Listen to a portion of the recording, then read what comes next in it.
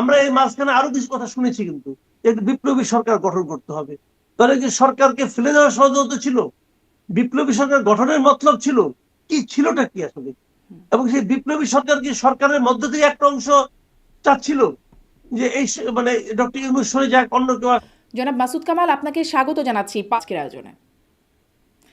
আপনার কাছ থেকে শুরু অনেক করি যে ধন্যবাদ। অনেক ধন্যবাদ, আপনি যুক্ত হয়ে সময় দিচ্ছেন। হাদি হত্যাকাণ্ডের পর আমরা মানে একদম রিসেন্ট ঘটনা থেকে এটা দিয়ে শুরু করি। এনসিপিতে মানে খুলনার এনসিপি প্রধান মোতালেব শিকদার, তাকেও প্রকাশ্যে মাথায় গুলি করা হয়েছে এবং তার অবস্থাও সংকটাপন্ন, যদিও বা পুলিশ বলছে যে সেখানে নারী ঘটিত কিছু বিষয় আশয় ছিল।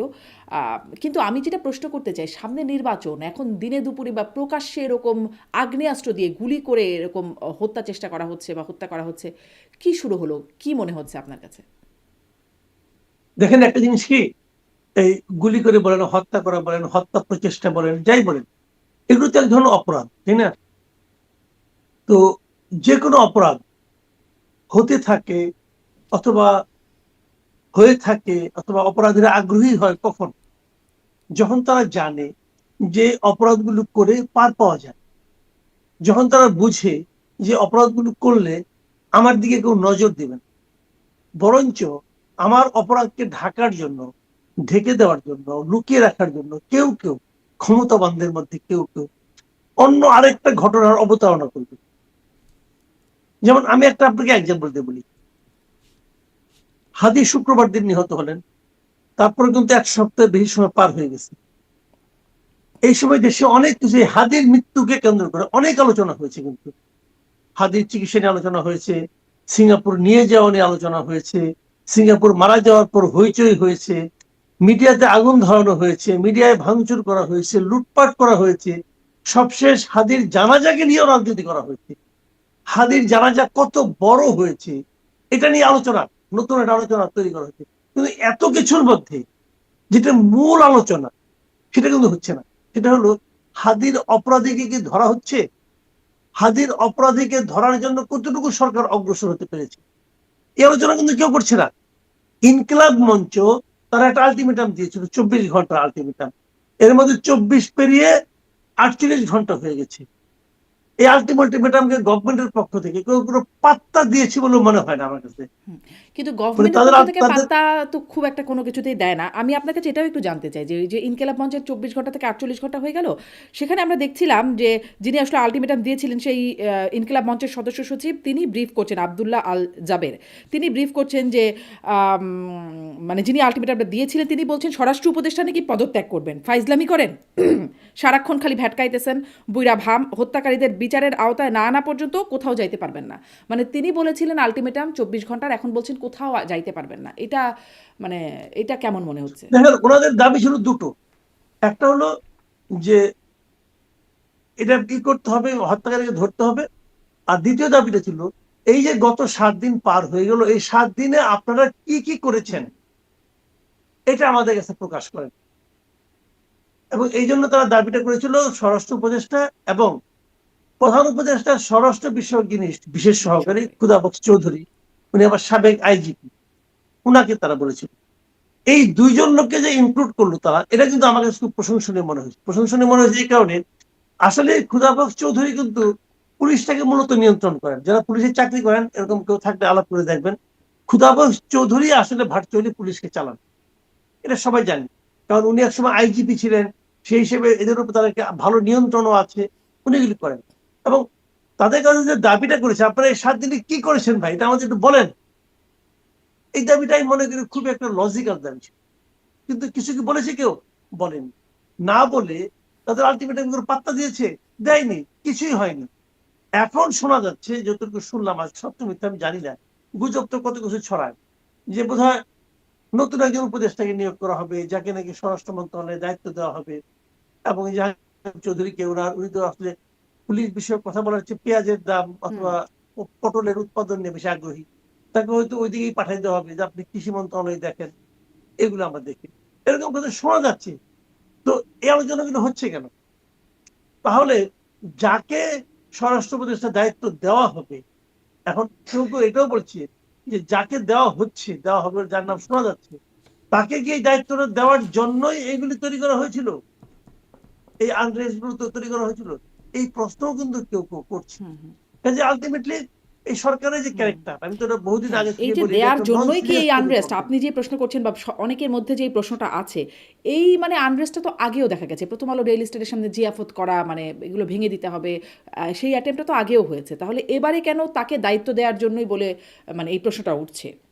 হ্যাঁ, এইটাই হলো মূল প্রশ্ন, যে এই ওনার যদি অদক্ষতাকেই বিচারে আনা হয়, তাহলে সে অদক্ষতাকে দেখার জন্য হুম, কিন্তু 1.5 বছর অপেক্ষা করতে হয় না, মানে 1 বছর 4 মাস অপেক্ষা করতে হয় না, আরো আগেই দেখা গিয়েছিল এবং আরো আগেই তাকে সরানো উচিত ছিল। হুম। কিন্তু এতদিনে হয়তো কারো না কারো খায়েশ হয়েছে যে আমি হয়তো এটার দায়িত্ব নিব, আমার কিছু মিশন আছে, হুম। ওগুলো আমি ফুলফিল করব। হতে পারে কিন্তু, কারণ আমার যার নাম শুনছি, হ্যাঁ, কার তিনি নাম যদি হন শুনছেন? তাহলে কার সেটা নাম কিছু হতে শুনছেন পারে। জনাব মাসুদ কামাল? না, এটা আমি বলাটা আমার জন্য ঠিক নিরাপদ না, হবে না, কারণ আমি আমি কারণ আমি আমি তো দেখছিলাম পরে আমি যদি না দেখছিলাম হয়। একজন অনুসন্ধানী সাংবাদিক নাজমুস সাকিব তার ফেসবুক মানে স্ক্রল করতে করতে আমি দেখছিলাম তিনি বলছেন যে খলিলুর রহমান নিরাপত্তা উপদেষ্টা তাকে স্বরাষ্ট্র উপদেষ্টার পদে দেয়া হতে আমিও পারে। সেরকমই শুনেছি, আচ্ছা। বাট এখন এটা সত্য মিথ্যা তো বলতে পারবো না। এখন উনি যদি হন, তাহলে হয়তো আমাদের প্যারিসে থাকা যে ইউটিউবার সাহেব আছেন উনি খুশি হবেন, কারণ উনি তো শুরু থেকে তো এই লোকটাকে নানাভাবে প্রজেক্ট করছিলেন যে উনি সবচেয়ে যোগ্য লোক, ওনাকে আনা হোক।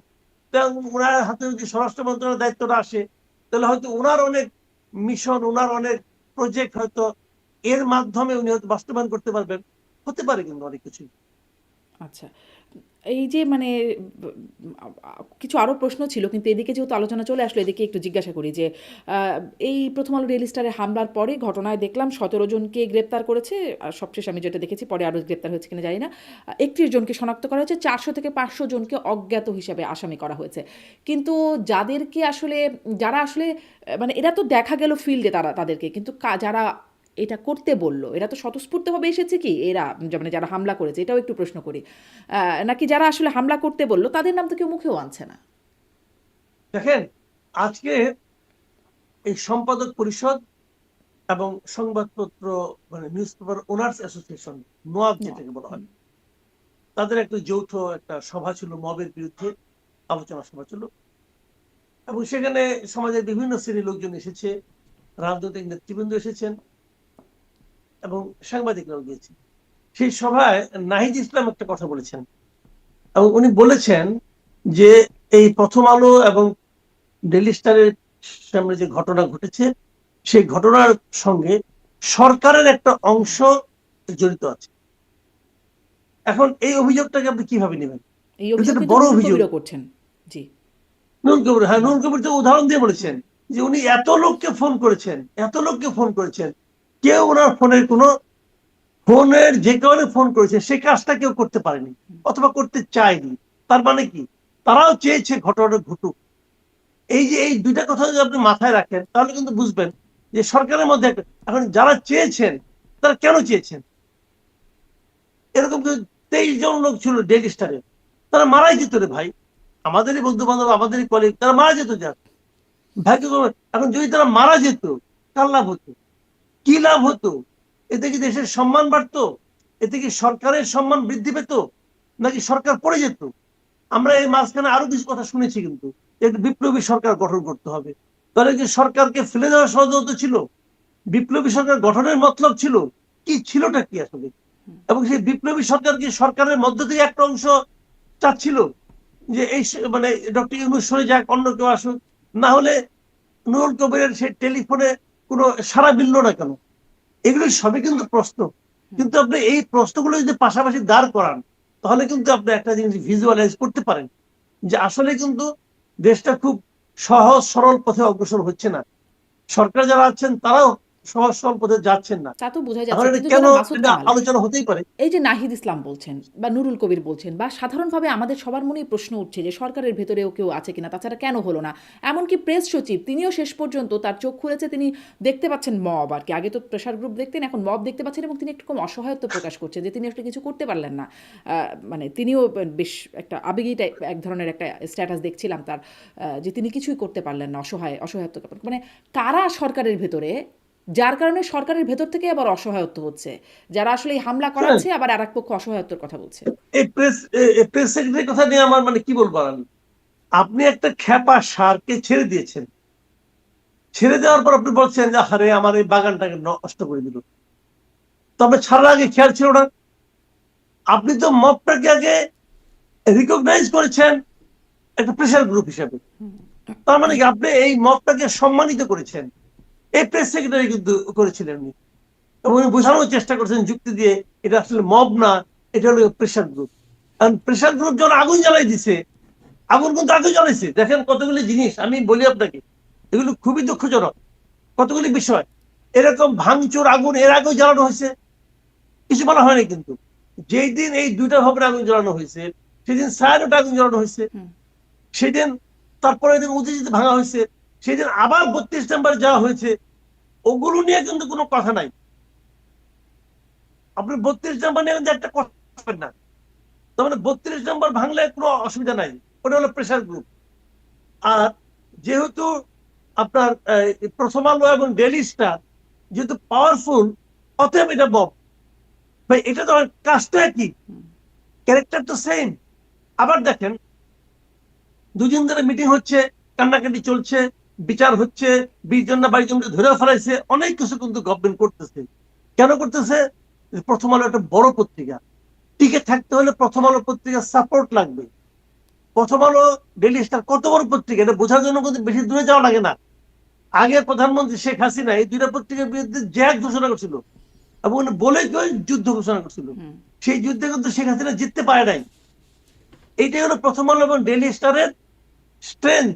তো সেরকম একটা শক্তিশালী পত্রিকাকে তারা তো হাতছাড়া করছে। এখন তারা মায়া কান্না কিন্তু আমাকে একটু কাঁদতেছে। একটু একটু বলেন, ওই 17 জন বা 20 জন 21 জন যাই হোক না কেন, তাদেরকে গ্রেপ্তার, তারা তো ওইখানে হামলায় অংশগ্রহণকারী, চুনোপুটি, মানে তাদেরকে গ্রেপ্তার করে প্রথম আলো ডেইলি স্টার কনভিন্সড হয়ে যায় যে আচ্ছা সরকার, যেটি ডক্টর ইউনূস ফোন করে তাদেরকে বলছেন, সম্পাদক, দুই সম্পাদককে, যে তারা পাশে আছেন, ডক্টর ইউনূস পাশে আছেন, মানে এটি দিয়ে প্রমাণ হবে যে তিনি আসলে শুনেন বা সরকার পাশে ভাই, আছে। এখানে হাজার রকম পলিটিক্স চলে।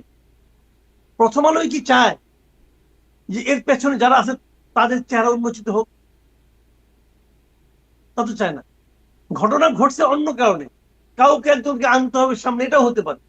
কি হয়েছে আমি জানি না। দেখেন, প্রথম আলো ভবনটা কি ইম্পর্টেন্ট, আঘাতটা কোথায়? আঘাতটা কি ভবনে, নাকি আঘাতটা সাংবাদিকতার উপর? আঘাতটা কি সাংবাদিকের উপর নয়, উপর তো মত প্রকাশের স্বাধীনতার উপর নয়, এটার উপর তো সত্য কথা সঠিক কথা বলার উপরে নয়, এটার জন্য তো। আপনি ভাবেন তো, যখন নাকি 32 সময় ভাঙা হলো, প্রথম আলো ওই সময় পত্রিকাগুলো খুলে দেখেন, তারা কি এটাকে মব বলেছিল? তখন তারা মব বলে নাই, কিন্তু প্রথম আলো বলে নাই। যখন তার নিজের গায়ে লাগছে তখন মব হচ্ছে। আচ্ছা আপনি ধরেন আনিস আলমগীরকে ধরে নিয়ে গেল, আনিস আলমগীর কি করছিল ভাই? কথাই তো বলছে, আর তো কিছু করে নাই। আনিস আলমগীর কেবল কথা বলেছেন, আর তো কিছু করেন নাই। কারণ কথা বলার অপরাধে আনিস আলমগীরকে আপনি সন্ত্রাস বিরোধী আইনে মামলা দিয়ে ধরে নিয়ে গেলেন। কে প্রতিবাদ করেছে? সম্পাদক পরিষদ ছাড়া আর কেউ প্রতিবাদ করে না। বিদেশি যারা নাকি সাংবাদিকদের অধিকার নিয়ে কাজ করে, এরকম 4টা-5টা প্রতিষ্ঠান কিন্তু প্রতিবাদ করেছে। কিন্তু আমাদের দেশে এক সম্পাদক পরিষদ ছাড়া আর কেউ প্রতিবাদ হয়, তাও একটা মানে মেরে মেরে প্রতিবাদ আর তো কিছু না। কেউ মাঠে নামছে, কেউ মাঠে নামে নাই।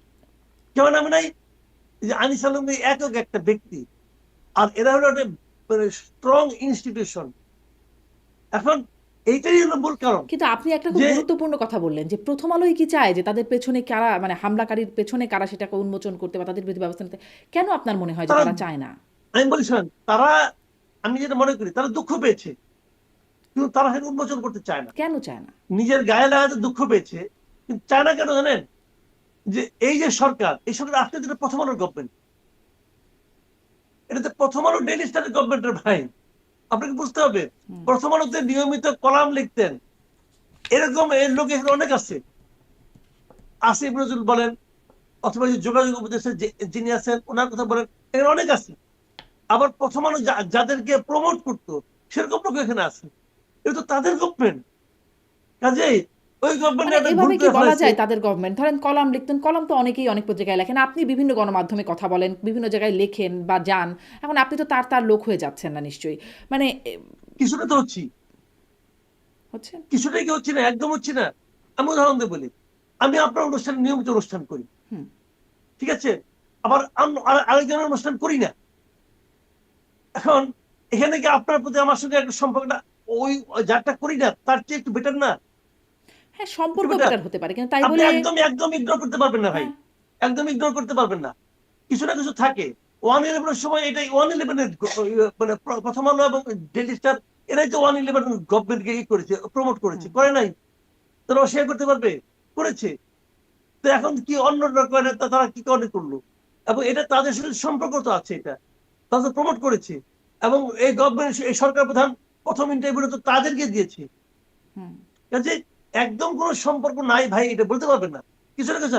এখন তারা কি করতে যাচ্ছে, তারা ওই ইনস্টিটিউশনটাকে ভাঙতে চাচ্ছে না। তারা বলছে ঠিক আছে, একটা ভুল তোমরা করে ফেলেছো। যেখানে দেখেন আরো তো অনেক জায়গায় ভাঙছে।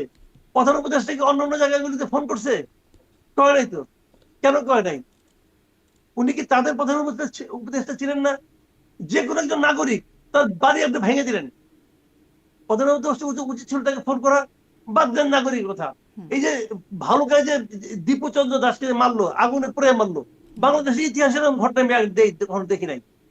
এবার মেরে গাছের টাঙ্গায় তো আগুন দিয়ে পুড়ে যায়, দেখি নাই কখনো ভাই। দীপচন্দ্র দাসকে প্রধান উপদেষ্টা ফোন করছিল? করে নাই কেন?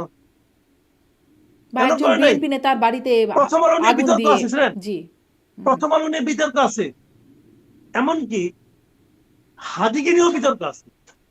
হাদি তো মানুষ, হাদি অনেক যেহেতু সে নিয়মিত কথা বলতো, তার অনেক কথাই কিন্তু শুনতে শোভন ছিল না, এটা অস্বীকার করা যাবে না। আবার তার ভালো দিকও ছিল। কিন্তু দীপচন্দ্র দাসের দোষটা কি ভাই? তাকে নিয়ে বিতর্কটা কি বলেন আপনি? তাকে নিয়ে কি বিতর্ক? একটা নিরীহ লোককে মেরে ফেললেন, বলা হচ্ছে কি সে নাকি হযরত মুহাম্মদ সাল্লাল্লাহু আলাইহি ওয়াসাল্লামকে নিয়ে কটূক্তি করছে। এখন পর্যন্ত কেউ বলতে পারে না সে কি বলছে। হুম। এখন পর্যন্ত কেউ বলতে পারে নাই যে দীপচন্দ্র দাস কি কথাটা বলেছে। র্যাবের ব্রিফিং শুনলাম তো আমি, র্যাবের ব্রিফিং যিনি করেছেন তিনি বলেছেন যে আমরা জিজ্ঞাসা করেছি, কেউ বলতে পারে না সে কি বলছে। তার মানে কিছুই বলতে পারে না। হুজুগে একটা লোককে আপনি মেরে ফেলছেন, এবং মারার পর সেই মৃত্যুকে কেন্দ্র করে আমাদের প্রতিবেশী দেশের সঙ্গে আমাদের সম্পর্ক অবনতি হচ্ছে। তো তার মৃত্যুটা একদম কিন্তু খেলনা কিছু না। প্রধান উপদেষ্টা তার ফ্যামিলিকে ফোন দিছে? ফোন দেয় নাই। প্রধান উপদেষ্টা বলছে সে হাদির সংসারের দায়িত্ব নিল, পরিবারের দায়িত্ব নিল। তো দীপচন্দ্র দাসের সংসারের দায়িত্ব কে নিবে? ভাই, আপনি যখন সরকারে থাকবেন আপনার কাছে সবাই সমান হতে হবে। আপনি তো পারেন নাই। তো আমি তুলনা করছি না, কিন্তু আমি তুলনা করছি না, কিন্তু আমার কথাটা হলো কি যে উনি পেয়েছেন, ওনারটা ভালো, আমি আপত্তি নাই কোনো। তো উনি যে পেলেন না, ওটাকে ওনাকে যদি ফোন করতেন তাহলে কি হাদি অপমান হইতো? যদি দীপচন্দ্র দাসকে প্রধান উপদেষ্টা ফোন করতেন তাহলে কি হাদির কোনো অপমান হইতো? হাদির ভাই বোন মা বাবা এরা কি আপত্তি করতো? করতো না তো। আপনি করেন না কেন? তার মানে আপনিও পলিটিক্স করেছেন, উনিও পলিটিক্স করেছেন, জি। জি, সমানভাবে সবাইকে জি। আপনি দেখতে আপনি পারেন নাই। বলছেন যেটা যে প্রথম আলো ডেইলি স্টারকে ফোন করলেন দীপচন্দ্রকে না কেন? প্রথম আলো ডেইলি স্টারের সম্পাদকদেরকে গানম্যান দিচ্ছেন আরো কয়েকজন রাজনীতিকদের শুনছি জামাতের আমির থেকে শুরু করে এলডিপির অলি আহমেদ, জোনায়েদ সাকি, এনারা গানম্যান পাচ্ছেন, নিরাপত্তা, বিশেষ নিরাপত্তা পাচ্ছেন। কিন্তু ওই যে আপনি দীপচন্দ্রের কথা বলছেন, দীপচন্দ্রদের কি হচ্ছে? আচ্ছা, মাহফুজা নাম যেটি বললেন যে মানে তাদের সাংবাদিকদের হত্যার জন্য একদম তাদের বাড়ি, বাড়ি গিয়ে হুমকি দেয়া হচ্ছে সাংবাদিকদের। তো সেই সাংবাদিকদের নিরাপত্তারই বা কি হলো? মানে নিরাপত্তা দেওয়ার সময় শুধু বড় বড় লোকদের, আর ধরার সময় চুনোপুটিদের। স্বাভাবিক তো। এটাই তো আমাদের রাষ্ট্রের চরিত্র। আমাদের রাষ্ট্রের চরিত্র হলো এটা, যে যে বড় মানুষ তাকে আমি সাপোর্ট দিব, তাকে আমি হেল্প করব গরিবের টাকা দিয়ে। ওই যে গানম্যানের বেতন, ওই বেতনের জন্য কি মাহফুজা নাম কি আমার চেয়ে বেশি ট্যাক্স দেয় গভর্নমেন্টকে? তার ইনকামের একটা মানে আপনার যে একটা দেয়া সালাই কিনে 2 টাকা দিয়ে সেও গভর্নমেন্টকে ট্যাক্স দেয় ভ্যাট হিসেবে। তো তার টাকা নিয়ে আপনি বড় বড় মানুষরা গানম্যান নিচ্ছে। এইটাই যে রাষ্ট্রের চরিত্র। রাষ্ট্রের চরিত্র হলো এটা। আমি ট্যাক্স ফাইল করি, সাবমিট করি, 10 টাকা 20 টাকা ট্যাক্স ফাইলের জন্য আমাদের অনেক কিছু হয়। আর ডক্টর ইউনূস 66 কোটি টাকা মাপ পেয়ে যায়। এটাই তো রাষ্ট্রের চরিত্র। জি, যেটা এখন বলছিলাম এইখান থেকে বেরোবেন কিভাবে? একটা একটা প্রশ্ন একটু করি যে মানে আপনাকে নিয়ে অনেক রকম সামাজিক যোগাযোগের মধ্যে অনেক হুমকি-ধামকি হয় যে রইল বাকি ২ এর পর আপনি, বা আরো অনেক রকম হুমকি-ধামকি আছে। আপনি কি গানম্যান বা আপনি কি কোনো নিরাপত্তার ব্যাপারে চিন্তা করেন? না, আমি করি না, আমি চাইও না, হুম, আমি কোনো কিছুই চাই না। আমি এই দেশের 8-10টা সাধারণ নাগরিক যেভাবে চলে আমি সেভাবেই চলতে চাই, এবং এইভাবে চলে যদি আমার মৃত্যু হবে কিছু তো করার নাই। আমি গানম্যান না নিলেও পড়তে পারি, গানম্যান নিলেও পড়তে পারি। যে যারা গানম্যান নিচ্ছে এরা কি সব অমর নাকি? এরা কি অমর? এরা কি আরো 500 বছর বাঁচবে নাকি ভাই? 500 বছর তো বাঁচবে না। কাজে গানম্যান তার মৃত্যু ঠেকাতে পারে, গানম্যানকে আজরাইলকে ঠেকাতে পারে? না, কিন্তু একটা পারছে স্বাভাবিক কোনোদিন কেউ? মৃত্যু আর অস্বাভাবিক মৃত্যুর মধ্যে পার্থক্য আছে না? সবাই তো স্বাভাবিক মৃত্যু কোনো চায়। পার্থক্য নাই, দুইটা মৃত্যু মাটি নিচে যাবো, আপনি কি করবেন? হুম। আমি এগুলো মনে করি না। শোনেন, রাষ্ট্রের দায়িত্ব হলো প্রত্যেকটা নাগরিককে নিরাপত্তা দেওয়া, হুম। এবং সেই নিরাপত্তা প্রত্যেকটা নাগরিকের সঙ্গে একজন করে বন্দুকধারীকে রেখে দিলে হবে না। সেটার একটা এনভায়রনমেন্ট তাকে ক্রিয়েট করতে হবে। সেইটা যতক্ষণ সেই রাষ্ট্র করতে না পারবে, সেই রাষ্ট্রের যারা দায়িত্ব নিয়েছে সরকার, তারা হলো ব্যর্থ সরকার। এবং তাদের এই ব্যর্থতা এখনো তো আমি বলার সাহস পাচ্ছি না, আপনি সাহস পাচ্ছেন না। হুম। কিন্তু একদিন যদি আলোচনা হবে যে আপনি একজন ব্যর্থ শাসক ছিলেন, আপনার মৃত্যুর পর আলোচনা হবে। আপনার যেমন এখন আলোচনা হয় যে বঙ্গবন্ধু বিশাল বিরাট নেতা ছিলেন, উনি আমাদের দেশটাকে স্বাধীনের মহানায়ক ছিলেন, আমাদের মুক্তিযুদ্ধের মহানায়ক ছিলেন, কিন্তু পরবর্তী সময়ে 2-3 বছরে উনি শাসন করতে যে প্রমাণ করেছেন, উনি শাসক হিসেবে ভালো ছিলেন না। এটা কিন্তু বলতে হবে, যতদিন আপনি বলেন না কেন, যত ওনার মেয়ে আসুক, মেয়ে এসে বাবাকে মহানায়ক বানাই দেয়, কিন্তু এটা এবার টিকবে না। আলটিমেটলি ইতিহাসে যার যা প্রাপ্য সে তারা পাবে, এবং ডক্টর ইউনূসও পাবে। ডক্টর ইউনূসের তার সেই আপনার ক্ষুদ্র ঋণ দিয়ে উনি কি অর্জন করছেন, আর সরকারের দায়িত্ব নিয়ে 1.5 বছরে কি কি বিসর্জন দিয়েছেন, সব আলোচনাই হবে।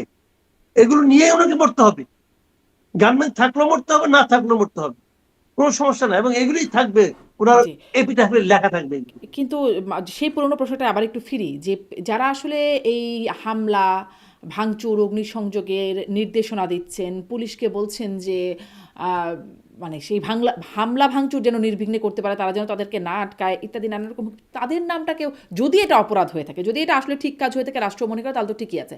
আর যদি এটা অপরাধ হয়ে থাকে তো তাদের নামটা কেউ কেন আনছে না? বা মানে ধরেন ভারতে আনছে না, পলাতক, এগুলো ভারতে পলাতক আওয়ামী লীগ তারাই নেতা। তো ক্ষমতা আছে রে ভাই। হ্যাঁ। এই যে আপনি বলেন, এই যে গুম হয়েছে না, গুম তো হয়েছে, গুম তো হয়েছে, গুম কারা করাইছে? যখন গুম হয়েছে তখন তাদের নাম আসছে সামনে, যখন তারা চলে গেছে তখন তো আসলে এখন তো গুম সব জানা বিষয়টাই যাচ্ছে। সামনে খুব একটা আসতো না, কোনো মানে খুব তো। আসতো না, হ্যাঁ, হ্যাঁ, কিন্তু এখন তো স্বীকার করতো না সামনে আসছে, এখন আমাদের। তো সামনে আসছে অপরাধটা, কিন্তু অপরাধীকেও ওই দেখা যাচ্ছে তারা শুনেন, প্রকাশ্যে বলছে যদি না না না, অপরাধ হয়ে থাকে। ওই সময় স্বরাষ্ট্রমন্ত্রী বলতো না যে গুম হয় নাই? অনেক সময় হয় না হুম। যে হুম। অর্থনৈতিক সংকট, ব্যবসা বাণিজ্য লস হয়েছে, নিজেরাই তারা গা ঢাকা পালিয়ে দেয়, গেছে, হ্যাঁ। অনেকে প্রেম করে পালিয়ে গেছে মেয়েদের নিয়ে, এরকম কিন্তু প্রায় হ্যাঁ। বলতেন। হ্যাঁ। তা আমি ওকে বলছিলাম যে ভাই, যদি প্রেম করে একটা মেয়েকে দেশে পালিয়ে যায়, তাহলে তো মেয়েটাও তো হারাই যাবে। হুম। তাহলে কোন কোন মেয়ে হারাইছে বাই করেন খুঁজে? তো তা তো বাই করতে পারেন না। কারণ এই কিন্তু এই প্রশ্নটা কে করবে? এই প্রশ্নটা তো তখন করছে, সে পাতা দেয় নাই। নিয়মটা কি ছিল এই সমস্ত দেশে? হয় নাকি জানেন, যাদের কথা যত জোরে বলতে পারে হুম। তার কথা তত এস্টাবলিশ হয়। না, জনাব মাসুদ কামাল, কার মানে কথায় কতটা অপরাধ লজিক দুইটা যদি এটা না। এইরকম তো না, বিষয়টা হচ্ছে একটা হচ্ছে গুম, সেটি অপরাধটাই অস্বীকার করা হচ্ছে যে এরকম অপরাধ হয় নাই, সেটা ওই আমলে আমরা দেখেছি। টুকটাক যা অভিযোগ আসতো বলা হতো যে এরকম কোনো অপরাধ হয় না, ওই যে আপনি যা বলছেন প্রেম করে পালিয়ে গেছে বা অর্থনৈতিক কারণে পালিয়ে গেছে, কিন্তু এখন তো চোখের সামনে দেখা যাচ্ছে যে এই ঘটনাটা ঘটেছে, এবং ঘটেছে, এই ঘটনাটাকে অস্বীকারও করতে পারছে না। কিন্তু যারা পেছন থেকে বললো, এবং পেছন থেকে না প্রকাশ্যে এসে বললো, তাদের নাম কেউ বলছে না। মানে যদি এটা অপরাধ হয়ে থাকে, যদি এটা অপরাধ হয়ে থাকে, অপরাধটা যদি স্বীকার করা হয়ে থাকে, তাহলে যারা আসলে এটার আহ্বান করছে বা নির্দেশনা দিচ্ছে তাদের নামটা আসবে না কেন? দেখেন, এখানে রাজনীতি আছে রে ভাই। যেমন ধরেন, আমি উদাহরণ দিয়ে বলি আপনাকে। নাহিদ ইসলাম বলল সরকারের একটা অংশ এর সঙ্গে জড়িত আছে, বলছে তো, সে নাম বললো না কেন? সে নাম বললো না কেন? সে তো জানে, সে যখন এত বড় পলিটিক্যাল পার্টি লিডার, সে জানে দায়িত্বপূর্ণ ব্যক্তি একজন, সে নাম বলে না কেন? সেও নাম বলে না। সে আগে আগে একবার বলে নাই, অনেক সরকার তার এখান থেকে পালানোর ব্যবস্থা করতেছে, হুম। চলে যাচ্ছে, হ্যাঁ, নাম বলছে? নাম বলে নাই তো। আবার দেখেন আরেক, আপনি খেয়াল আছে কিনা, এক সাবেক সচিব সাত্তার সাহেব, সে বলছিল যে 8 জন উপদেষ্টার দুর্নীতির গোয়েন্দা রিপোর্ট তার কাছে আছে। একজন নাম ধরে বলছে 8 জন উপদেষ্টা, নাম বলছে? জামায়াতের নাম নায়েবে বলে নাই কেন? আমিরও বলছিলেন উপদেষ্টাদের হ্যাঁ, ফোন আলাপ নায়িকা নাকি বলছে আছে। অনেকের টেলিফোন কল তার কাছে আছে, হ্যাঁ। নাম বলে না কেন? এই সবগুলি ধান্দাবাজ। হুম। ধান্দাবাজ করে আমি বলি, দুইটা কারণে তার নাম বলে না। প্রথমত, ভয়ে বলে না, যে আমি বললে আমার সমস্যা হতে পারে, আমারও তো অনেক ঝামেলা আছে, আমার গুলিও সে জানে, তখন আমারটা সে বলে দিবে, আমি ভাই ভয়ে বলবো না। এটা একটা কারণ হতে পারে। আরেকটা হতে পারে, এটার মাধ্যমে তারা ব্ল্যাকমেল করে যে আপনার নাম কিন্তু আমি কয়ে দেবো, আমার কিছু দেন। তারা কিছু দেয়, হয় মাল খায় অথবা ভয় বলে না, হুম, অথবা ধমক খায়। এখন কোনটা হয়েছে কে জানে, কিন্তু হুম, আমি মনে করি তাদের বলে দেওয়া উচিত। হুম, বলেন আপনারা, হুম। বলেন এটা না মনে কেন? হচ্ছে ওই যে একটা আগে একটা ভাইরাল বক্তব্য পাওয়া যেত না, এখন তো অনেক কিছু ভাইরাল, আগে এত কিছু ভাইরাল হতো না। মুন্সিগঞ্জের এক বিএনপি নেতা বলছেন নাম বলবো না, নাম বললে চাকরি থাকবে না। এখন কি সেই রকম একটা অবস্থা যে নাম বললে আসলে চাকরি থাকে না বলে নাম বলা না। কিন্তু ধরেন এই উপদেষ্টাদের নাম ভয়ে বলছে না বা ব্ল্যাকমেল করছে বলছেন না, তাদের নামটা কিন্তু কেউ জানেও না, মানে প্রকাশ্যে ঠিক কার কার কথা বলছেন একটা ধারণা হয়তো অনেকে করেন। কিন্তু এখানে আমার প্রশ্নটা বিশেষ করে এখানে যারা বলছেন, যারা, তারাও তো লুকায় লুকায় বলছেন না যে তারা গোপনে ষড়যন্ত্র করে বলছেন, তারা প্রকাশ্যে সামাজিক যোগাযোগ মাধ্যমে আহ্বান করে বলছেন। কিন্তু তাদের কথা সরকার কখনো বলছে না যে তারা আছেন এর পেছনে। যদি অপরাধ হয় তাহলে, আর যদি অপরাধ না হয়, যদি তারা যা বলছেন যেটি আসলে ভেঙেই দেওয়া উচিত, গুড়িয়ে দেওয়া উচিত, তাহলে ফাইন। কিন্তু যদি অপরাধ হয় তাদের নাম কেন আনে না? সরকার তাদের কিন্তু বলছে না কেন? বললে দুটো ঘটনা এখানে ঘটে। একটা হলো বলার সঙ্গে সঙ্গে তাদেরকে রিকগনাইজ করা হচ্ছে, যে একটা বিষয়। আরেকটা বিষয় হলো তারা তো এই সরকারের আওতার বাইরে, হুম। তাদেরকে তো চাইলেই সরকার আনতে পারছে না দেশে, তারা বিদেশে বসে বসে করতেছে, তো আকাম কুকাম এরকম আওয়ামী লীগ করতেছে। নেতারা বিদেশে, তাদের বিরুদ্ধে এখনো মামলা হচ্ছে না? হচ্ছে তো।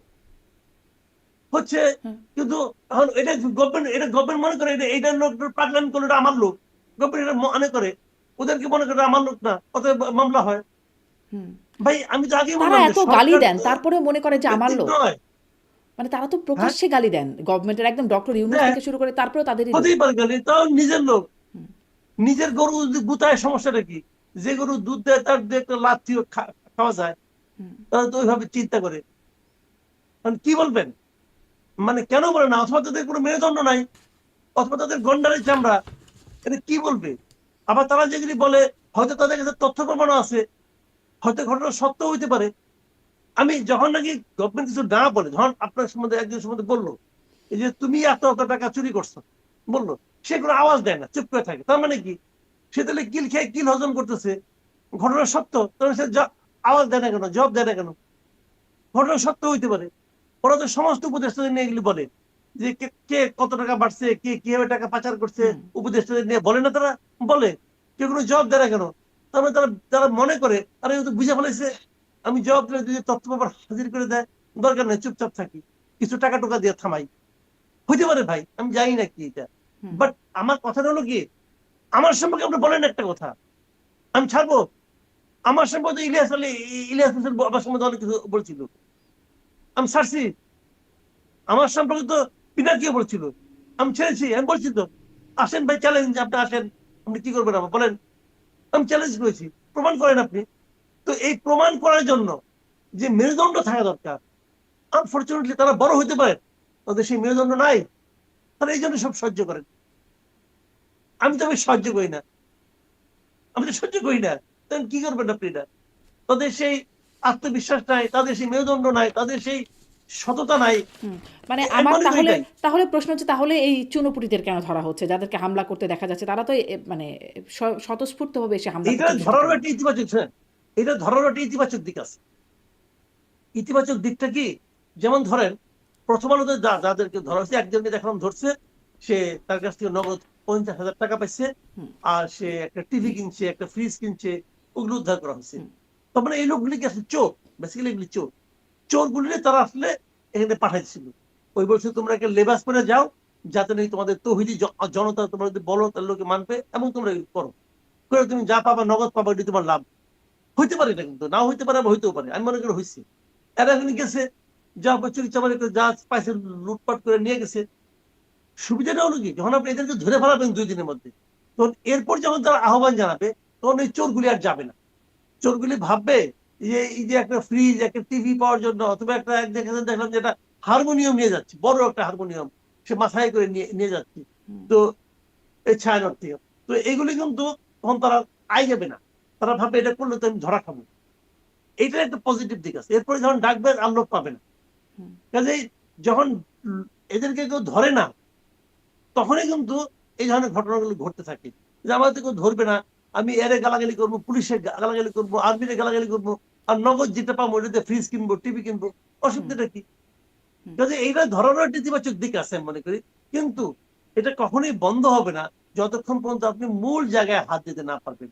মানে এবং সেটা এই চোর ধরারও সরকারের হাত কিছু দেওয়ার ইচ্ছাও নাই। ছিচকা চোর ধরার কিছু বেনিফিট আছে, কিন্তু ওই যে রাঘব বল যাদের কথা আপনি বলছেন, আমরা দেখলাম মানে যারা প্রবাস থেকে হুমকি বা এই আহ্বানগুলো জানাচ্ছেন তার বাইরেও আমরা দেখলাম রাকসু ভিপি, তারপরে জাকসু সেক্রেটারি শিবিরের তারাও এরকম বলছেন যে প্রথম আলো ডেইলি স্টার না ভাঙলে প্রকৃত স্বাধীনতা অর্জন হবে না, এবং তারপরে তাদের বিরুদ্ধে তাদেরকে শো কজ নোটিশও করা হয়েছে জামাতের পক্ষ থেকে, শিবিরের পক্ষ থেকে, এবং তারা এটা দায় অস্বীকার করছে, বলছেন তারা এটা ব্যক্তি দায়।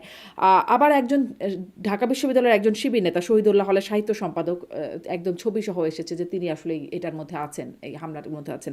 কিন্তু শুনেন, হ্যাঁ, এখানে তারা অবশ্য দায় অস্বীকার করছে বলে। না না, এটা পার্টি দায়িত্ব অস্বীকার করা কিছু যায় আসে না। জামাত কি বললো, শিবির কি বললো, কিচ্ছু যায় আসে না। কথা হলো উচ্চারণটা কে করেছে, যিনি উচ্চারণ করেছেন এই কথাটা, আমি তো বলবো তার উস্কানিতে এইগুলি ঘটছে, এবং সেই ব্যক্তিটাকে আইনের আওতায় আনা উচিত, জরুরি ভিত্তিতে উচিত। কিন্তু আমার ধারণা আমাদের সরকারের সেই ক্ষমতা নাই, সেই সাহস নাই। তারা পারবে না আনতে। তারা যদি পারে, আমি চ্যালেঞ্জ করলাম, তারা যদি পারে তাহলে আমি বলবো যে ঠিক আছে আমি ভুল বলছিলাম। পারবে না, আনা উচিত। যে কোনো সেন্সিবল গভর্নমেন্ট হলে পরে অলরেডি রাকসুর ভিপি কে এখন আইনে আওতায় আনতো, তাকে ধরতো। তোমার উস্কানি করেন, আপনি বলেন তো আনিস আলমগীর কি বলছে ভাই? আনিস আলমগীর কি কাউকে মাঠে নামাই দিছিল? এরা তো মাঠে নামাই দিছে। তাকে ধরতে পারেন, এদেরকে ধরেন না কেন? কেন আপনার আত্মীয় লাগে এই জন্য? আত্মীয় লাগে তোদের, মানে তাহলে উস্কানির এগুলো সংজ্ঞাটা কি ধরবে না তো চেঞ্জ ধরবে হয়ে না। গেছে, যে সরকারের বিরুদ্ধে বলে সেটা উস্কানি, আর ও মানে অন্য কিছু হলে সেটা উস্কানি না, এরকম কি হ্যাঁ, উস্কানির সংজ্ঞা? সরকারের সমালোচনা করলে ওটা উস্কানি। হুম। আর যদি সরকারের সমালোচনা না করে দেশের ক্ষতি করেন, ওটা কোনো উস্কানি না। আপনি ভাবেন প্রথম আলোতে এবং ডেইলি স্টারে এই যে ঘটনাগুলো ঘটাইছে, আগুন বলেন, ভাঙচুর বলেন, যাই বলেন, এটা থেকে কেবল প্রথম আলোর ক্ষতি হয়েছে? সারা দেশের ক্ষতি হয়েছে। সারা দুনিয়ার কাছে আমাদের ইমেজটা কোথায় যায় ডুবছে বলেন আপনি? এটা নিয়ে কি সরকার ভাবে? ভাবে না। এই সরকার মানে আপনার চরম ভাবে আঘাত করে কাকে? যখন নাকি সরকারের কেউ সমালোচনা করে তাকে। এটা তো সরকারের ক্যারেক্টার। সাধারণত যারা নাকি দুর্বল হয়, যে সমস্ত শাসকরা, যে সমস্ত সরকারও দুর্বল থাকে, মানসিক ভাবে দুর্বল থাকে, চারিত্রিক ভাবে দুর্বল থাকে, তারা এই ধরনের কাজ করে। জি, একটু ভারতের সাথে সম্পর্কের বিষয়েও কথা বলব। তবে তার আগে আইন শৃঙ্খলা পরিস্থিতি নিয়ে একটু শেষ করি। যে সিইসি যেমন হাদির ঘটনার পরে বলেছিল, হত্যা চেষ্টার পরে বলেছিলেন যে এটা বিচ্ছিন্ন ঘটনা, হাদি হত্যাকাণ্ডের পর। আজকে যখন খুলনার ঘটনা ঘটছে বা আজকে পরিস্থিতি যখন যেই অবস্থায় আছে, সেই সময় তিনি বলছেন যে ভোটের দিন যত এগিয়ে আসবে তত ভয় তত কেটে যাবে, আইন শৃঙ্খলা পরিস্থিতি তত ভালো হবে। আপনি কি মনে করেন ভোটের দিন আসতে আসতে আইন শৃঙ্খলা পরিস্থিতি ভালো হবে? শুনেন, ওনার এই আশাবাদ কোন বাস্তব ভিত্তির উপর নির্ভর করে নয়। একটা বয়স্ক লোক তো, আপনি ভাবেন উনি কত বছর আগে রিটায়ার করছেন বলেন তো আপনি? এটা রীতিমতো বৃদ্ধ একজন লোক। তো ওনার চিন্তা ভাবনা এরকমই হবে। পুরো উল্টো ঘটনা ঘটবে, আমি বলো পুরো উল্টো ঘটনা ঘটবে। কারণ যতই দিন যাবে, যতই নির্বাচন ঘনিয়ে আসবে, ততই এগুলো বাড়তে থাকবে। আমি বাড়ার কারণগুলি আপনাকে বলি। এই যে রাজনীতি করে না, জামাত রাজনীতি করে, এনসিপি রাজনীতি করে, আপনার বিএনপি রাজনীতি করে, কেন করে? তাদের রাজনীতি হলো ক্ষমতায় যাওয়ার জন্য। কারণ ক্ষমতায় যাওয়ার দিন যত ঘনিয়ে আসবে, তত তারা তাদের চেহারাগুলি প্রকাশ করতে থাকবে, তত তাদের চেহারার ঘুমটাগুলি উন্মোচিত হতে থাকবে। এবং সেখানে কিন্তু সবারই ক্ষমতায় যাওয়ার কথা। সবাই দেখবে লোকগুলো ক্ষমতায় যাওয়ার জন্য মরিয়া হয়ে গেছে। এর মধ্যে আবার সরকার আরেক আকাম করছে। সেই আকামটা হলো যে প্রত্যেক প্রার্থী গানম্যান নিতে পারবে, নিজে গানম্যান নিতে পারবে একজন। প্রত্যেক প্রার্থী অস্ত্রের লাইসেন্স নিতে পারবে, নিজে অস্ত্র বহন করতে পারে। আচ্ছা, আপনি একটা দৃশ্য একটু ইমাজিন করেন তো। একজন লোক, গ্রামের একজন, মানে মনে করেন আপনার আমাদের চাচি খালা এরকম মনে করেন 60-70 বছর বয়সে একজন ভদ্র মহিলার কাছে গেছে ভোট চাওয়ার জন্য। তার এক হাতে একটা পিস্তল, আরেক হাতে একটা লিফলেট। ভাবেন যে দৃশ্যটা। তো এটা কি কোনো সেন্সিবল কাজ হচ্ছে? আপনি 20,000 লোককে বলবেন তোমরা অস্ত্র নিতে পারবা, যেদিন ইলেকশন শেষ হবে সেদিন থেকে তো অস্ত্রগুলি আবার তাকে ফেরত দিতে হবে। কাকে ফেরত দিবে? সে তো অস্ত্রগুলি কিনছে টাকা দিয়ে। যখন লাইসেন্স দিবে তো টাকা দিয়ে কিনছে, তুই কি করবে অস্ত্রগুলি নিয়ে? আসিফ মাহমুদ সজীব ভুইয়া, তার 2-2টা অস্ত্র ছিল। সে অস্ত্রগুলি কি করছে? এখন জমা দিছে। সে তো এখন প্রার্থী হয় নাই, জমা দিছে। সে তো মন্ত্রীর কোটায় পাইছিল, তার তো অস্ত্র পাওয়ার বয়স হয় নাই। ওই অস্ত্রগুলি কই?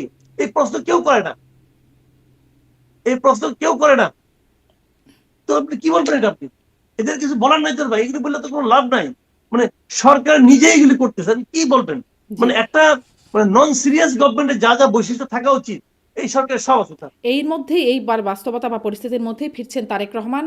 এখন পর্যন্ত তার ফেরাটা একরকম নিশ্চিত বলেই জানা যাচ্ছে এবং দেখা যাচ্ছে যে তার সংবর্ধনায় 30টি বিশেষ ট্রেন, যেটি 36 লাখ টাকা দিয়ে মানে সেটি ভাড়া করা হচ্ছে। কিন্তু লন্ডনে তিনি বলে আসলেন যে তাকে যেন বিদায় জানাতে এয়ারপোর্টে কেউ না যান, তাতে একরকমের অসুবিধা হবে এবং ইমেজও খারাপ হবে। এটির কথা চিন্তা করে তিনি বললেন। বাংলাদেশে আসলে কারো অসুবিধা হয় না? এত মানুষ যাবেন মানে ঢাকা শহরে, তাতে কারো অসুবিধা হয় না? মানে এতে কোনো ইমেজের সমস্যা শুনেন, হবে? আমি বলি আপনাকে, মূল জিনিসটা হলো কি, আমি আপনাকে একটা দৃশ্য চিন্তা করতে বলি।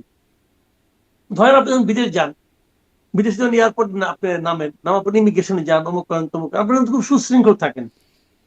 এই আপনি যখন আবার বাংলাদেশে আসেন এয়ারপোর্টে, নামার পরেই কিন্তু আপনি ছোট ছোট আরম্ভ করেন। আপনি কত পাওয়ারফুল, আপনি যারা পাবলিক ফিগার, এটা প্রমাণ করার চেষ্টা করেন, আপনি একটা অন্যভাবে বেরিয়ে আসার চেষ্টা করতেছেন। কিন্তু দেখেন একই লোক, কিন্তু একই লোক। তার মানে সমস্যাটা কোথায়, পার্থক্যটা কোথায়? পার্থক্য হলো মাটির পার্থক্য। আমাদের মাটি এরকম, এই মাটিতে যখন আপনি আসবেন তখন আপনি এই মাটির মতো হয়ে যাবেন। এখন তারেক রহমান সাহেব এক ধরনের চিন্তা করতেছেন, উনি ওনার চিন্তার প্রতিফলন ওখানে ঘটাতে পারছেন, এখানে পাচ্ছেন না, অথবা চাচ্ছেন না, অথবা এখানে যারা তার সঙ্গী সাথী আছে, অথবা তার চারপাশে যারা থাকছে, তারা তাকে বোঝাচ্ছে যে এরকম করা উচিত, নাহলে কিন্তু আপনার এই ইমেজটা হবে না, তাহলে কিন্তু মানুষের মধ্যে আপনার সেই জনপ্রিয়তা বাড়বে না। মানে এই যে একটা শোয়িং টেন্ডেন্সি, যে জিনিসটা, এই জিনিসটা অ্যাভয়েড করতে পারলে ভালো হতো। কিন্তু সেই অ্যাভয়েড করতে করা যে ভুল হবে, এটা তার আশেপাশের লোকজন তাকে এমন ভাবে বুঝাচ্ছে, উনি এর বাইরে কিছু চিন্তাই করতে পারছেন না। যে জিনিসটা সব আমলে হয়, আমাদের এখানে কি হয়? আমি তো বলি তো, যে ক্ষমতায় যায় সেই স্বৈরাচারী হয়ে ওঠে। কেন হয় জানেন? তাকে স্বৈরাচারী বানিয়ে দেওয়া হয়। তার আশেপাশের লোকগুলো তাকে স্তুতি করতে করতে, এই স্তাবকের দল তেলের বোতল নিয়ে, ড্রাম নিয়ে যায় বলতে বলতে, তার মধ্যে এমন একটা ধারণা তৈরি করে যে উনি এক পর্যায়ে বিশ্বাস করেন যে উনার কোনো ভুল নাই। এবং তারপর উনি এক পর্যায়ে এমনও বিশ্বাস করেন যে উনি আসলে মানুষই না, উনি আসলে মহামানব জাতির লোক। এই বিশ্বাসটা তাকে করতে বাধ্য করা হয়। আপনি খেয়াল আছে নিশ্চয়ই, একজন বিরাট সাংবাদিক এই শেখ হাসিনার এক ইয়েতে বলতেছিল যে আমরা তো আপনাকে হারাচ্ছি। আমি প্রথম ভয় পেয়ে গেছি, কি বলে? তখন আপনি দেখেন জাতীয় পর্যায় থেকে আন্তর্জাতিক পর্যায়ে নেত্রী হয়ে যাচ্ছেন, আমরা জাতি হিসেবে আপনাকে হারাচ্ছি। মানে তেল দেওয়ার যে কোন মাত্রা, কোন শিল্পের পর্যায়ে তারা পৌঁছে নিয়েছিল, এটা কি সেরকম শিল্পী খালি একটাই নাকি?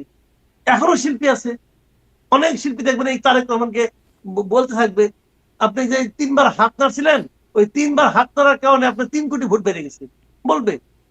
এটা তো যে সে হাত না, এটা হলো নেতার হাত, বলবে। এবং এক পর্যায়ে প্রথম বিরক্ত হবেন, তারপর সহ্য করবেন, তারপর বিশ্বাস করবেন। যেই মুহূর্তে বিশ্বাস করতে শুরু করবেন, সেই মুহূর্তে উনি স্বৈরাচারী হয়ে উঠবেন। মানে তাকে খুব ম্যাচিওরড ইদানিং মনে হয়। মানে লন্ডনে তিনি স্লোগানকে তিনি বলছেন যে আমার এসব একদম বিরক্ত হই আমি এগুলোতে। মানে আমি তো শুনেছেন না? একটু আগে কিন্তু মাটির কথা কিন্তু একটু আগে বলছি, হ্যাঁ, হ্যাঁ, হ্যাঁ। এটা কিন্তু মাটির মাটির কথা। দোষ রে ভাই। জি, জি, হ্যাঁ, এই জি। মাটিতে আসুক না, দেখি না কি হয়। মানে মাটিতে আসার আগেও তো তিনি নিষেধ করতে পারতেন। ওইখানে থেকে নিষেধ করে আসলেন। কিন্তু এই মাটিতে ঢোকার আগেই আর যাই হোক তিনি নিরাপদ তো? মানে যেরকম প্রথম আলো ডেইলি স্টার থেকে সব উপদেষ্টাদেরকে ফোন করে নুরুল কবির কোনো রকম পাচ্ছেন না, প্রেস সচিব অসহায়ত্ব প্রকাশ করছেন। তিনি আসলে তিনি নিরাপদ তো এখন এই পরিস্থিতিতে? দেখেন আসলে জিনিসটা হলো কি, মানুষের জীবন তো, এর কোনো গ্যারান্টি কেউ দিতে পারবে না। এর গ্যারান্টি কেউ দিতে পারবে না। নিরাপত্তা আসলে আপনার, মানে আপনি ভাববেন আমি নিরাপদ, কিন্তু আপনি দেখা যাবে বিশেষ করে নিরাপদ না। অথবা আপনি ভাববেন আমি নিরাপত্তাহীনতার মধ্যে আছি, দেখা যাবে আপনার কোনো নিরাপত্তার কোনো সমস্যা হচ্ছে। এগুলি সবগুলি কিন্তু অনেক কিছুর উপর নির্ভর করে। পৃথিবীর অনেক রাষ্ট্র আছে যেখানে প্রেসিডেন্টরা মানুষের মধ্যে মিশে যায়, একদম মিশে যায়। একবার উরুগুয়ের এক প্রেসিডেন্ট দেখছিলাম, সে নিজে সে কৃষি কাজ করতেছে, হাসপাতালে যায় না, সে সিরিয়াল দিয়ে বসে দিচ্ছে। ওই লোকটা তোকে গুলি করে মারে না রে ভাই, ওই লোকটা কেউ গুলি করে মারে না। আবার অনেক লোক বিরাট নিরাপত্তার মধ্যে থাকে, তারপরে গুলি খেয়ে মরে, এরকম আছে কিন্তু অনেক লোক। এখন ঘটনা হলো কি, আপনার একটা কথা আছে, মানে গ্রামে প্রবাদ আছে যে বনের বাঘে খায় না, মনের বাঘে খায়।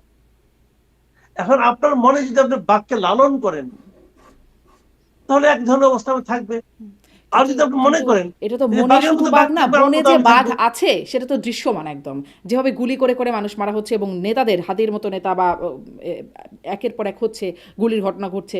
আমি এটাই বলছিলাম যে অভ্যুত্থান বা দ্বিতীয় স্বাধীনতা, স্বাধীনতার পরে এত মানে পরাধীন, এত অস্থিরতা বা এত অনিরাপত্তা কেন, এটি একটা প্রশ্ন তো রয়েই যায়। যাই হোক, এটি একটা বড় আলোচনার ফোরাম। আমি আপনার কাছে একটু ভারত বাংলাদেশের সম্পর্কে জায়গায় আসছি। বাংলাদেশ ভারতীয়দের জন্য আর ভিসা দিচ্ছে না। এদিকে মানে ভারতীয় হাই কমিশনার বা বাংলাদেশ থেকে যিনি আছেন তাকে তাকে হুমকি ধামকি দেওয়া হয়েছে, বিক্ষোভ হয়েছে হাই কমিশনের সামনে। মানে এখন পরিস্থিতি কোন অবস্থায়? বাংলাদেশ ভারত নির্বাচন আর কি একটা যুদ্ধাঙ্গী অবস্থায় চলে যেতে পারে? আমার দেখা মতে বাংলাদেশ ভারতের সম্পর্কটা এখন সবচেয়ে খারাপ। হুম। এত খারাপ সম্পর্ক বাংলাদেশ এবং ভারতের কখনোই হয় নাই, এতটা খারাপ অবস্থা কখনো হয় নাই। এখন এর জন্য কে দায়ী, কিভাবে দায়ী, এটা নিয়ে আমার ব্যাখ্যা করার কোনো স্কোপ নাই, কারণ এটা গভর্নমেন্টই জানে। তবে আমি এটা মনে করি, যদি বাংলাদেশের সঙ্গে ভারতের সম্পর্ক খারাপ হয়, সেটাতে ভারতেরও লস, বাংলাদেশেরও লস। ভারতের জনগণেরও লস, বাংলাদেশের জনগণেরও লস, দুই পক্ষের লস। সমস্যাটা হলো কি, ধরেন ভারত একটা বড় দেশ, অনেক বড় দেশ আমাদের তুলনায়। হুম। ভারতের অর্থনীতি আমাদের তুলনায় অনেক শক্ত। ভারতের সেনাবাহিনী, ভারতের সামরিক আপনার যে অবস্থান আমাদের চেয়ে অনেক বেশি, সবকিছু আমাদের তারা বেশি। এখন ধরুন আমারও 10 টাকা লস, তারও 10 টাকা লস, কিন্তু এই 10 টাকাটা কিন্তু আমার জন্য অনেক, তাদের জন্য তেমন কিছু না। এই জিনিসটা যদি মাথায় রাখেন তাহলে ভালো হয়। আমরা ভারতে আমার রুগী যেতে দিব না, দিয়ে না, আমার দেশের চিকিৎসা খুব ভালো অবস্থা আছে, কোনো সমস্যা নেই। আমার দেশের চিকিৎসার খুব ভালো অবস্থা। কেন, করোনার সময় কি হয়েছে, করোনার সময় এই দেশ থেকে কোনো রোগী কিন্তু ইন্ডিয়ায় যায় না, তো অন্য কোনো দেশে যায় নাই। ওই সময় কি রোগী অনেক মারা গেছে নাকি? অনেক মারা যায় না কিন্তু। ওই জটিল রোগী কেউ মারা যায় না, ওই ওই যে ক্যান্সারে অথবা হৃদরোগে অথবা কিডনি রোগে তখন রোগী অনেক মারা গেছে তা না ভাই। আমাদের ট্রিটমেন্টটা আছে, ভালো ট্রিটমেন্টে আছে, চিকিৎসা সব, কিন্তু বিষয় হলো অভ্যস্ততার ব্যাপার। অনেকে মনে করেন কোনো আস্থা পায়, যায়, এবং এটা সারা দুনিয়াতেই যায়। নিষিদ্ধ দেশ থাকা উচিত না, আর প্রতিবেশীর সঙ্গে তো সেরকম সম্পর্ক থাকা উচিতই না। এখন ধরেন আমি এত কিছু করতেছি, কিন্তু কয়েকদিন আগে দেখলাম পেঁয়াজ আনতেছি, পেঁয়াজটা ইন্ডিয়া থেকে আনি, তখন খাওয়ার সময় খেয়াল হয় না যে এটা হিন্দুদের তৈরি পেঁয়াজ, নাপাক কিনা জানি না, এটা কি তাহলে কি কিভাবে খাবো, খাওয়া ঠিক হবে কিনা, এটা তখন তো ভাই কেউ বলে না কিছু এগুলো। তো আমার কথাটা হলো গিয়ে, ভারতের সঙ্গে বাংলাদেশের সম্পর্ক আমাদের একমাত্র প্রতিবেশীর সম্পর্ক, ভালো হওয়া উচিত উভয়ের স্বার্থে। হুম। ভারতকেও বুঝতে হবে যে বাংলাদেশ ছোট হতে পারে, কিন্তু সেটা একটা স্বাধীন সার্বভৌম দেশ, হুম। কিন্তু যারা আমাদেরও বুঝতে হবে। নিশ্চয়ই, নিশ্চয়ই। কিন্তু যারা ধরেন আরো মানে এই হামলাগুলোর পেছনে হুমকি দিচ্ছেন, যাদের নাম উচ্চারণ করা যাচ্ছে না, নাম বললে চাকরি থাকবে না। ইলিয়াস হোসেন, প্রবাসী অনলাইন অ্যাক্টিভিস্ট, তিনি তিনি দেখছিলাম যে মোদির যে বিজয় দিবসের পোস্ট, তার নিচে তিনি কমেন্ট করেছেন। তিনি তাকে গালি দিয়ে লিখছেন, শেখ হাসিনাকে, এবং তাকে গালি দিয়ে লিখছেন যে ইলিয়াস হোসেন ফ্রম ইস্ট পাকিস্তান। মানে ইস্ট পাকিস্তান, তারা যেহেতু এতটাই প্রভাবশালী, তাদের কথা এতটা কিছু হয় এবং সরকার তাদের নামও বলতে পারে না, ইস্ট পাকিস্তান কি এখন আর একটা টার্গেট? শুনেন ভাই, ইলিয়াস হোসেন একটা মূর্খ, বেসিক্যালি সে একজন মূর্খ। তার সম্বন্ধে আমি বলি, সে মূর্খ একজন, এবং সে একজন মানে চটি গল্পের লেখক, বুঝেন? সে ওইটা অশ্লীল কথাবার্তা বলবে এবং চটি সাহিত্য রচনা করে সে, বেসিক্যালি তার সম্পর্কে এটা হলো আমার মূল্যায়ন। কিন্তু আমাদের দেশের কিছু লোক তারা পেয়ে গেছে, যা নাকি এটাকে পছন্দ করে, এবং ইলিয়াস তারা সাংবাদিক মনে করে। কারণ আপনি তো তাদের থামাতে পারবেন না ভাই, তারা সেটা করবে। মোদি যে যেটা দিয়েছে, যে স্ট্যাটাসটা দিয়েছে, এই স্ট্যাটাসটার সম্পর্কে যদি যদি কেউ ইতিহাস না জানে, তাহলে এটা নিয়ে ধরনের মন্তব্য সে করবে। 71 কি হয়েছিল ইলিয়াস জানে? সে মাঝে মাঝে একটা বই নিয়ে আসে, কি মেজর জলিলের একটা লেখা বই নিয়ে আসে, অরক্ষিত স্বাধীনতা নিয়ে একটা বই নিয়ে আসে। সেই বইটা মেজর জলিল লিখছিল জাসদ ছেড়ে দেওয়ার পরে। হ্যাঁ, মেজর জলিলের সঙ্গে অনেক অনাচার হয়েছে, অনেক অবিচার হয়েছে, আমি নিজেও স্বীকার করি। মেজর জলিলের আরো একটা বই আছে, সেই বইটার মধ্যে পড়ে নাই, যাও, ওটার নাম হলো সীমাহীন সমর। ঠিক আছে, আমি ওটা নিয়ে কিছু বলছি না। আমার কথা হলো কি, যে 71-এর যুদ্ধটা আপনি একবার যদি চিন্তা করে দেখেন, তাহলে আমরা মিত্র বাহিনীর সঙ্গে পাক বাহিনীর যুদ্ধ হয়েছিল। মিত্র বাহিনীর 2 জন সর্বাধিনায়ক ছিল, একজন না 2 জন। সেই দুজন হলো ওই যিনি ইন্ডিয়ান যিনি ছিলেন, যিনি স্বাক্ষর করেছেন আর আমাদের প্রকৃতি ছিলেন আমাদের উসমানী সাহেব, খেয়াল করেন। তো ওই সময় যখন স্বাক্ষর করে, ঠিক আছে, ওনার কাছে স্বাক্ষর করছে, কিন্তু তারপরে কি আমাদের বিজয়টা হয় নাই? হয়েছে তো। ভারতের সঙ্গে কি পাকিস্তান যুদ্ধ ঘোষণা করে নাই? ডিসেম্বর 71 সালে ডিসেম্বরের 3 তারিখে পাকিস্তান তো ভারতকে আক্রমণ করেছিল। ভারতের 9টা এয়ার বেসে তারা আক্রমণ করেছিল। করার পর ভারত পাকিস্তানের মধ্যে যুদ্ধ ঘোষণা করছে, এবং যুদ্ধ ঘোষণা করার পর সেই যুদ্ধেরই কিন্তু রেজাল্ট এটা। এবং পাকিস্তানি বাহিনী তো শর্ত দিয়েছিল, তারা তো ইন্ডিয়ার কাছে, মিত্র বাহিনীর কাছে তারা আত্মসমর্পণ করার জন্য, আচ্ছা ঠিক আছে মানলাম। আত্মসমর্পণের পর এই ইন্ডিয়ান এই আপনার পাকিস্তানি বাহিনীরা কোথায় ছিল? তারা সব ইন্ডিয়া গেছিল, তাদের সবাইকে বন্দি করে ইন্ডিয়া যাওয়া হয়েছিল। এখন এবং সেই যুদ্ধে মিত্র বাহিনী মানে ইন্ডিয়ান বাহিনীর প্রায় 1100 থেকে 1200 লোক সৈন্য মারা গেছেন। তো এটা কি তাদের যুদ্ধ ছিল না? ছিল তো রে ভাই, তাদের যুদ্ধ ছিল। ওখানে ইস্টার্ন ফ্রন্ট আর ওয়েস্টার্ন ফ্রন্ট ছিল। তাদের যুদ্ধে ওয়েস্টার্ন ফ্রন্ট হলো যারা যখন পাকিস্তানের সঙ্গে যুদ্ধ করছিল ওয়েস্টার্ন ফ্রন্ট, ওই যুদ্ধে আমরা ছিলাম না। আর ইস্টার্ন ফ্রন্ট হলো আমাদের এখানে যুদ্ধ। পাকিস্তানের সঙ্গে ইন্ডিয়ার তখন এইভাবে যুদ্ধ হয়েছিল। তো এখন ওয়েস্টার্ন ফ্রন্টে পাকিস্তান ইন্ডিয়া জিতছে, কারণ ওইটা কি ইন্ডিয়া তাদের বিজয় বলবে না? বলবে কিনা বলেন? আর ইস্টার্ন ফ্রন্টে যে যুদ্ধ, সেখানে তারা, ওই যুদ্ধে আমরাও ছিলাম, তারাও ছিল। যুদ্ধের পরে মিছিল, বিজয় মিছিলটা কে করছে? আমরা করছি। আমাদের দেশকে ওই সময় মুক্ত হয় নাই, হয়েছে তো। কারণ ইলিয়াস বলে যে 16ই ডিসেম্বরকে যদি কেউ বিজয় দিবস বলে, তাকে নাকি সে তার স্ত্রীর জুতা দিয়ে পিটাবে। তো এই পাগলে কি বলে এটা শুনে আমার হাত তালি দেয়, হ্যাঁ পিটাবে। তাহলে তাই যদি হয়, তার কথা যদি সত্য হয়, তাহলে 16 তারিখে আমাদের জাতীয় স্মৃতিসৌধে এই যে হাজার হাজার লোক গেল, এই যে সবাইকে সে তার বউর জুতাতে পিটাবে? ভাই মূর্খ তো রে ভাই, এই মূর্খের নিয়ে আলোচনা করার সমস্যা একটা। ও পিটাবে নাকি? তো এগুলি বলে লাভ আছে রে ভাই? নাকি এটা আওয়ামী লীগের কারণে গেছে? জি, আমরা আলোচনা না করলেও আসলে মানে তাদের হাতে যে একটা বড় রকমের নিয়ন্ত্রণ, তারা বললে যে অনেক কিছু হচ্ছে সেটি মনে হয়। কোনো নিয়ন্ত্রণ না রে ভাই, শুনে আমি বলি, কিছু মূর্খ লোক তাদের ওগুলি দেখে, ইউটিউব তাদের দেখে। ইউটিউবের ভিউ হলো ইম্পর্টেন্ট না, ভিউ অনেকেরই আছে, এরা ভিউ আছে। এটা তো বললাম তো, এটা চুরি ডাকাতি। এখানে এই যে আপনার 2টা পত্রিকা অফিস তারা যে আক্রমণ করলো, লুটপাট করলো, কেন জানেন? এই যে টাকা পাওয়া গেছে। 32 কোটি টাকা খুব ক্ষতি হয়েছে ইয়ের, আপনার এই মানে প্রথম আলো। ওরা যে মামলাটা করছে, মামলায় বলা হয়েছে 32 crore টাকা ক্ষতি হয়েছে। এগুলি কে দিচ্ছে? এরা নিচ্ছে। কিন্তু এরা এখন যখন সিপিবি অফিস ভাঙতে বলে, তখন কিন্তু কেউ যায় না। যায় না কেন? কারণ ওখানে টাকা নাই। সিপিবি অফিসে গেলে কিছু বইপত্র পাবে আর কিছু ভাঙা চেয়ার টেবিল পাবে, ওখানে কেউ যায় না। কিন্তু যেখানে নগদ প্রাপ্তির সম্ভাবনা আছে সেখানেই যায়।